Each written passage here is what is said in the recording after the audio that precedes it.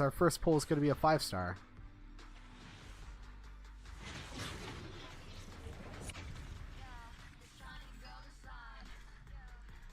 Are you for real?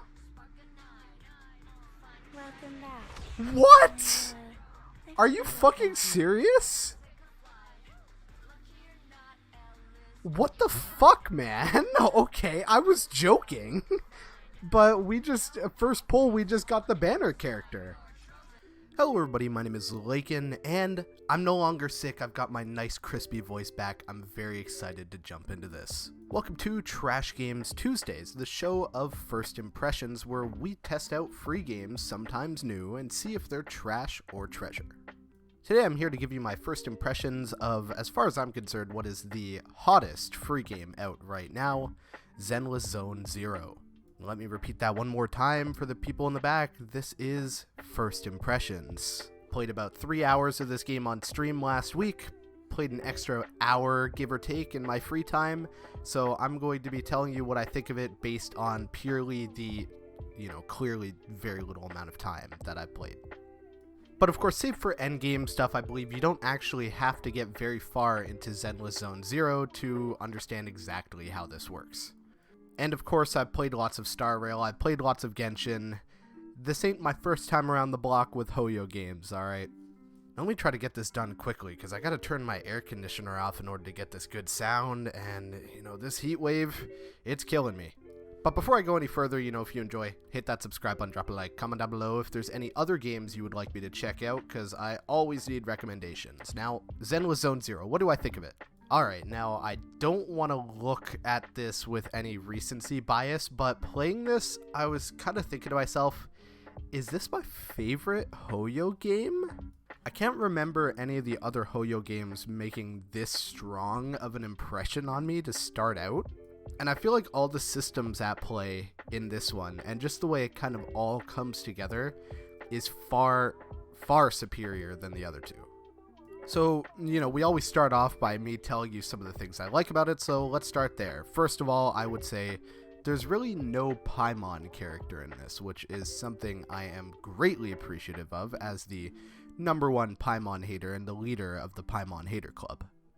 The aesthetic in this game, kind of the genre of aesthetic, they've chosen this kind of futuristic, retro type of thing, almost like it's Fallout. It really works here. I think the world and the aesthetic and the art style all kind of blends together really nicely. There's nothing here that feels particularly out of place. And of course the music. I mean, you can't talk about ZZZ without mentioning the music here because it's groovy as fuck. It almost makes me feel like I'm playing Persona. Actually, I got that vibe quite a few times, like walking around the streets of the kind of city hub area. I mean, you're just getting those vibes, you feel like you're Joker, maybe going to meet Ryuji at the fucking arcade or whatever, and yeah, you literally do have a Ryuji character in this. And that moves us into our next point, which is definitely character design. I personally believe, in terms of kind of starting roster here, this is probably one of Hoyo's strongest. Both of our main characters to start, well, first of all, I should say they have voices, and both of the main characters have a role in the story regardless of which one you choose. So that's a good start, but I digress. We're talking about design here. Both of the main characters have a good design. I don't think they suffer from the kind of Aether and Lumine syndrome where Aether very clearly has a better design than Lumine, and it seems like even Hoyo knows that, seeing how it's basically only him that they feature in the promo art.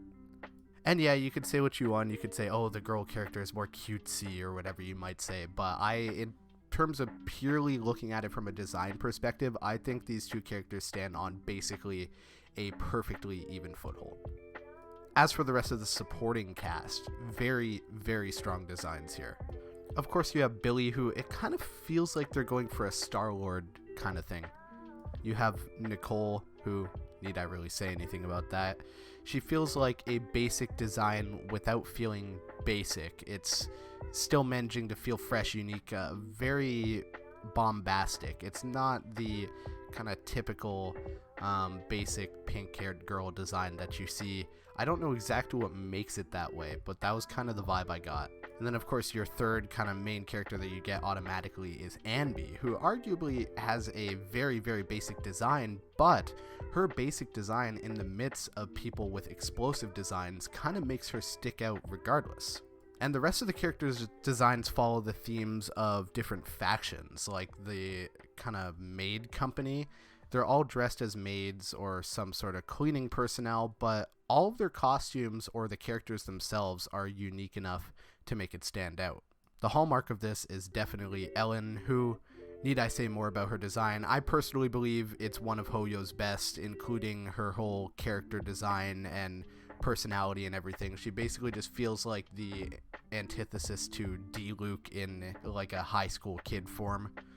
But now, I wouldn't be talking about Zenless Zone Zero if I didn't talk about what is, in my opinion, the most stellar thing they have done in this game. You're probably not going to be surprised at all when I say the combat. And actually, going into this, I would 100% like to address something I said in my previous video that seemed to be a little bit controversial. I'm not going to go back on it. I'm going to double down, actually. In my previous video, I called Genshin's combat basic, extremely boring.